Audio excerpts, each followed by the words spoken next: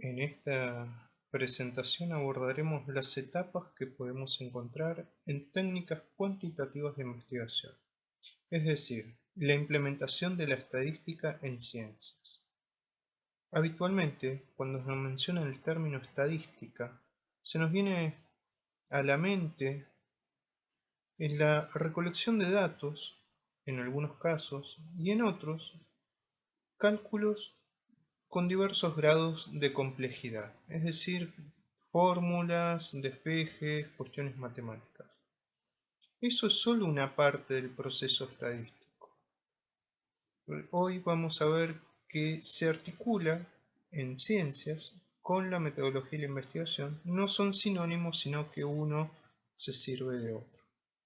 Además, recuerden, en la primera clase estuvimos hablando sobre la finalidad de la estadística, que es la toma de decisiones, y le agregamos en contexto de incertidumbre. ¿Qué quiere decir en contexto de incertidumbre? Cuando uno desconoce que va a ocurrir un hecho de manera fehaciente, es decir, que sí o sí va a ocurrir un hecho. Puede ocurrir como puede que no. Y para eso, para tomar una decisión, vamos a la estadística y en base a eso se decide en ese contexto de incertidumbre.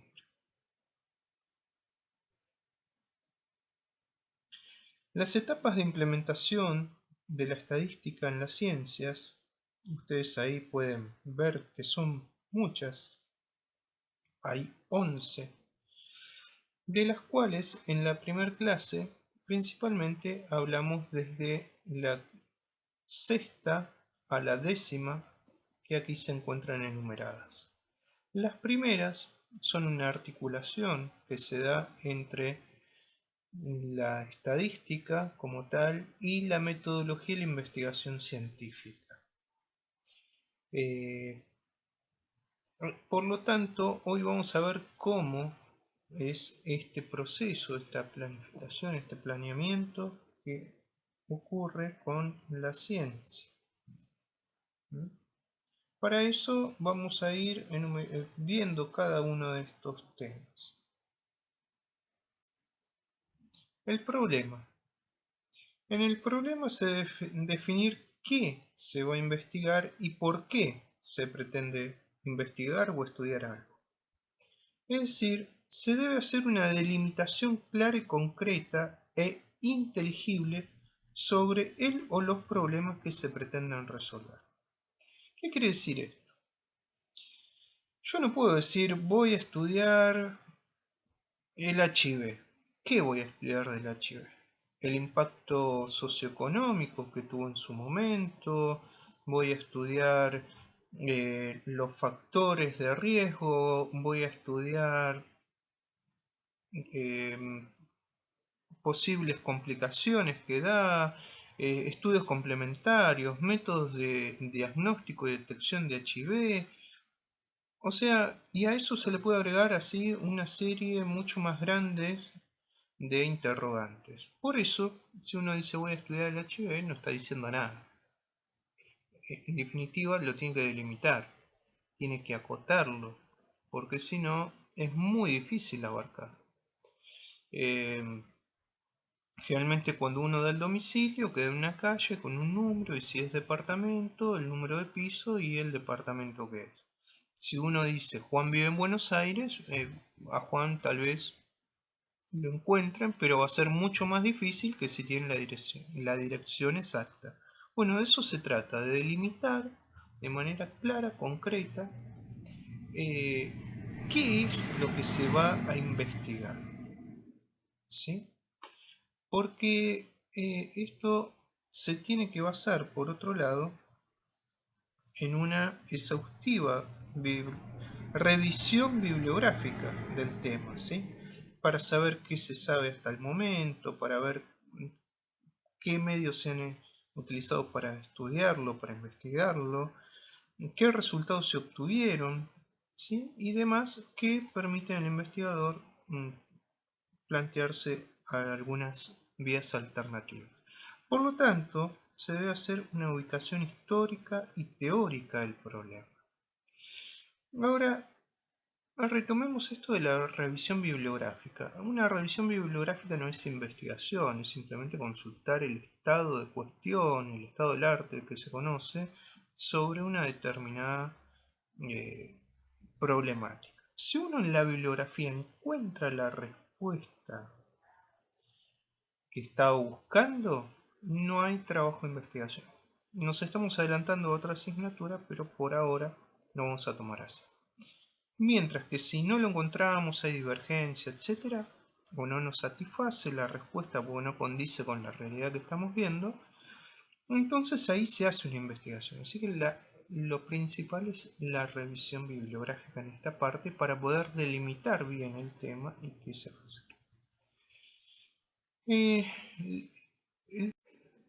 El segundo de los ítems es la fijación de objetivos.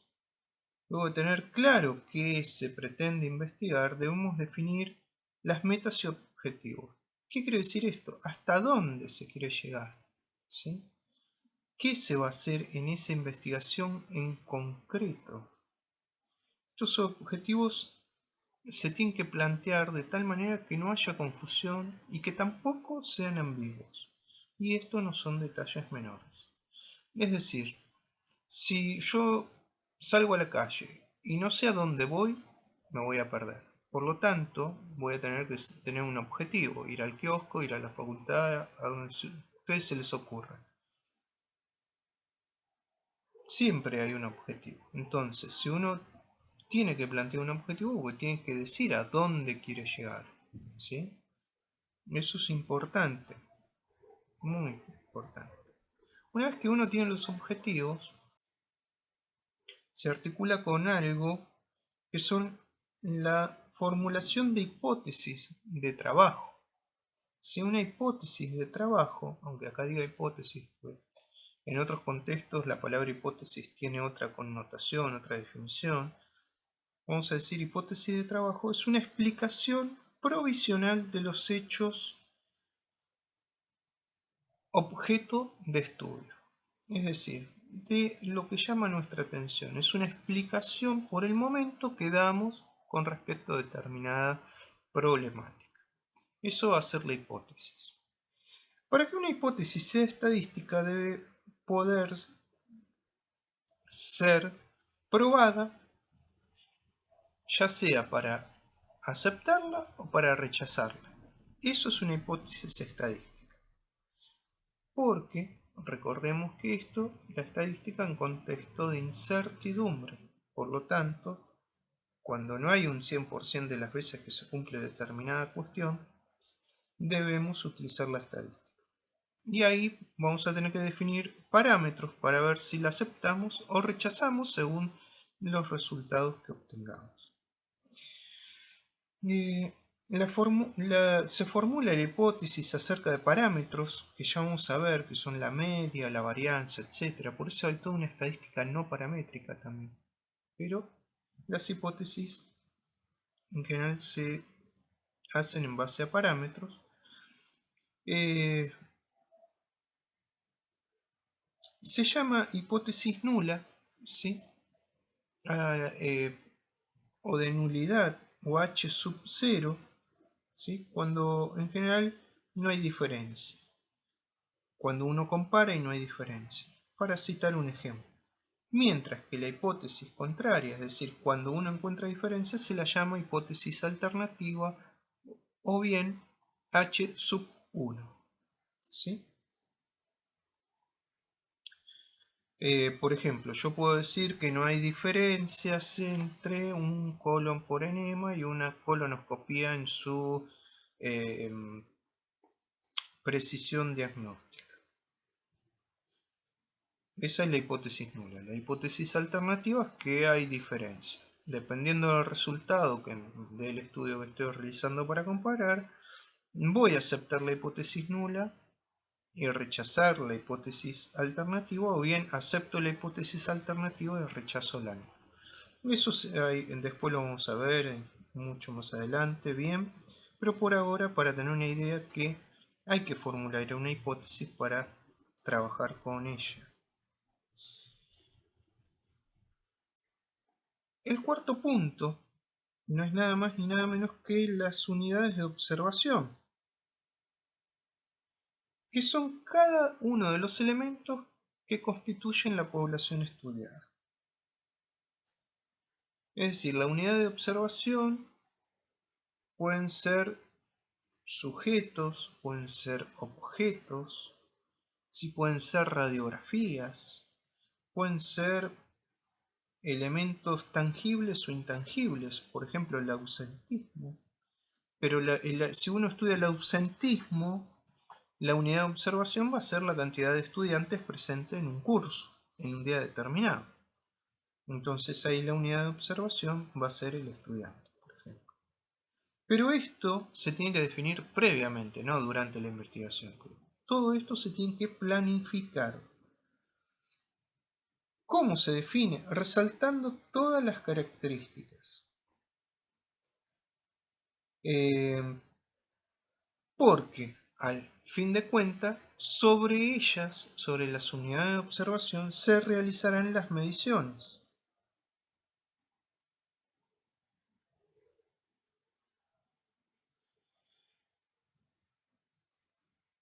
Bien, las mediciones tienen que ver con la unidad de medida que uno vaya a adoptar. Por lo tanto, también no solo hay que definir la unidad de observación, sino la unidad de medida. No es lo mismo que yo mida en milímetros, en metros, en kilómetros, dependiendo de qué va a ser pertinente o no, que esa es otra discusión, pero no puede ser que yo mida en centímetros, un investigador que está trabajando conmigo mida en milímetros y otro en metros. Para cruzar los resultados sería un caos. Por lo tanto, esto también se debe planificar y se tiene que definir y unificar previamente por el equipo de investigadores. Asociado a la unidad de medida se deben establecer algunos criterios sobre las condiciones en las que se toman la medida. Muchas veces en química hablamos de tal cuestión que se da en condiciones normales de temperatura y bla bla bla. Bueno, tiene que ver con esto. Si yo cambio un parámetro, probablemente cambie, me dé otros valores. Entonces tengo que establecer también cuáles van a ser las condiciones en las cuales se van a hacer esa toma de datos o mediciones. ¿Sí? Determinar la población es fundamental sobre la cual voy a trabajar. La población uno lo puede hacer en sentido muy genérico, pero también la población uno habla de en la población que tiene diabetes tipo 2, por ejemplo. Entonces no entra toda la población, sino que los que cumplen esa característica.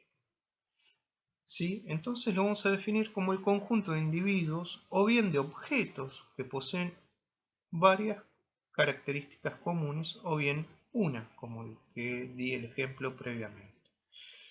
Entonces, la población no solo habla de sujetos, de personas, sino de objetos. Por ejemplo, ustedes pueden tener, no sé, lo que se les ocurra, ¿sí? En una población. Pueden estudiar rocas, que son sujetos. La muestra va a ser un subconjunto de esa población, que en la primera clase lo vimos, a la cual se le efectúa la medición con el fin de estudiar las propiedades del conjunto del cual es obtenida. Es decir, la muestra es una parte de esa población que yo voy a seleccionar para realizar las mediciones en esas unidades de análisis. ¿Por qué? Porque en la práctica estudiar a todos los que conforman la población, por un lado a veces no es aconsejable desde un punto de vista estadístico, por otro, imagínense la cantidad de recursos económicos, materiales, humanos que hay que tener para hacer eso. Por otro lado, es distribuir. Entonces, lo que se hace es tomar una muestra, ¿sí? que uno pueda ver bien sus componentes, controlarlo y con eso hacer las mediciones y el trabajo. Existen varios métodos para calcular la muestra y demás, que es toda una cuestión muy especial dentro de la estadística, pero para tomar los elementos que la van a conformar, es decir, quiénes van a ser las unidades de análisis o qué características deben tener para ser parte de la muestra. Lo primero que tenemos que tener en cuenta es que la muestra debe ser representativa de la población general. ¿Qué quiere decir esto? La representatividad se da por que en ese subconjunto que yo tomo de la población tiene que tener iguales características que la población. Sea en la distribución porcentual, por ejemplo, de edades, en la distribución porcentual de sexos y muchas características más si uno toma a humanos como unidades de análisis. Esto como para ir teniendo una idea y que no quede nada más que en una explicación meramente teórica, ¿sí?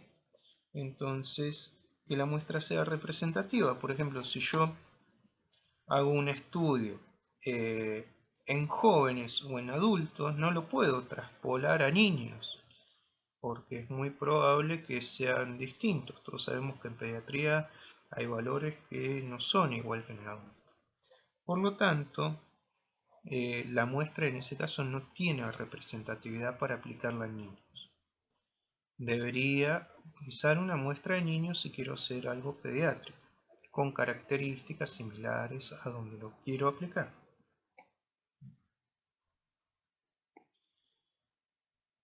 La recolección de la información en general, muchas veces hay cuestionarios que ya están pautados, o bien hay estandarizaciones de mediciones y demás. En general, muchas veces los investigadores tienen que hacer muestras pilotos para ver cómo van esos métodos de recolección de información. Por ejemplo, una muestra tengo que hacer una prueba piloto para ver si lo que se pregunta es interpretado adecuadamente y por lo tanto se responde, porque las respuestas van a tener que ver con los objetivos y lo que el investigador quiere saber. Si no se interpreta bien la pregunta y responden otra cosa, hay que rever esa pregunta, hay que rehacerla, hay que hacer otra prueba piloto, etc. No es simplemente hacer una encuesta, una pregunta, una respuesta, y ya está. Lleva todo un proceso, pero por eso la recolección de la información no es lo hago y ya salgo. Lo mismo que las mediciones, por ejemplo, que vemos aquí.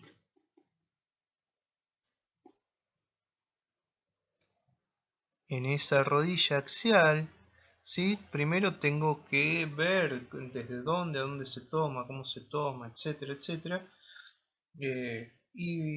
Y tratar de minimizar los errores en la toma. ¿Sí? Eh,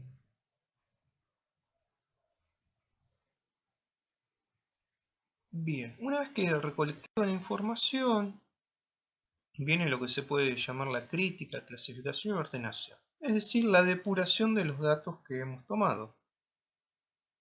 Por ejemplo, en una encuesta se depura, se clasifica, se hace cruces y por ahí hay preguntas que aparecen al final en relación al principio para ver si el sujeto no lo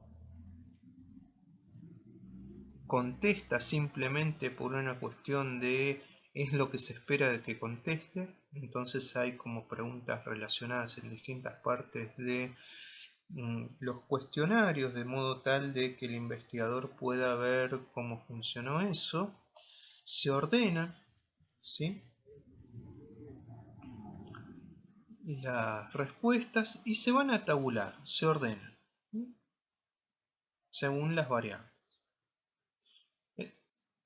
Este punto, la tabulación, que es cuando uno ya es una forma de resumirlo, ponerlo en una tabla, Toda tabla vamos a tener que tener un título, ¿sí? que sea adecuado, claro, conciso, que refiere a la tabla. La tabla propiamente dicha que va a contar con subtítulos internos, es decir, en las columnas y en las filas para poder interpretar, y la cuantificación de los ítems de la variable, es decir, cuántas unidades de análisis cumplieron tal o tienen tal categoría o miden tanto, y se los va a hacer de ese modo. Y a veces llevan una nota al pie donde aclara alguna situación o bien si no es una fuente propia de donde se extrajo esa fuente. A continuación veremos a modo de ejemplo una tabla simplemente, y en esta tabla de ejemplo tenemos que, por ejemplo, no posee título ni pie. Simplemente para ver los subtítulos, ¿sí? Y las edades, por ejemplo, acá se puede ver de 1 a 10 años, etcétera, cómo va, se va haciendo la amplitud de esas edades, cuáles son las frecuencias que se encontraron de la variable que se estaba midiendo, y todas estas cuestiones que ya lo vamos a ir viendo en las siguientes clases. La presentación, ya lo vimos en la primera clase, de la información estadística es para darle más claridad, por lo tanto se presenta en forma de cuadros, de tablas o de gráficos, tal cual como lo habíamos visto en la primera clase, ¿sí? Acá hay distintos tipos de gráficos y acá podemos encontrar la tabla que habíamos visto recién. Eso nos va a facilitar el análisis, ¿sí? Y ese análisis va a convertir esa especulación que se da en un contexto de incertidumbre, es decir, que puede ocurrir o no ocurrir tal hecho, para aseverar algo, ¿sí? Basándose en premisas que pueden tomar, en premisas para la toma de decisión, pero esas aseveraciones están en base a ese estudio estadístico, ¿sí? Y ese análisis se va a cristalizar en la investigación. Y por último, tenemos que decir que todo trabajo de investigación debe ser publicado o comunicado, sea en una presentación de congreso, en un ateneo y tal vez lo que hoy se considera más relevante, en una publicación. ¿Por qué? Porque esa comunicación va a toda la comunidad científica, la cual puede ver lo que uno hizo, eh, puede plantear, por ejemplo, otros caminos. Así como nosotros comenzamos con la búsqueda bibliográfica, vamos a hacer la bibliografía de alguien que comienza su camino también, mediante esta comunicación. Por lo tanto, es fundamental para ver aciertos, errores, para hacer el aporte que se pretendió con esa resolución del problema inicial. ¿Qué aportes pudimos lograr con esto? Por eso hay que comunicarlo, porque de nada sirve hacer todo un trabajo y que el conocimiento quede en nosotros. Hoy en día se tiene que dar a conocer para el avance de las ciencias. Y con todo esto fueron estas etapas, ¿sí?, de implementación de la estadística en las ciencias, sobre todo y principalmente en estudios cuantitativos. Ahí les dejo la bibliografía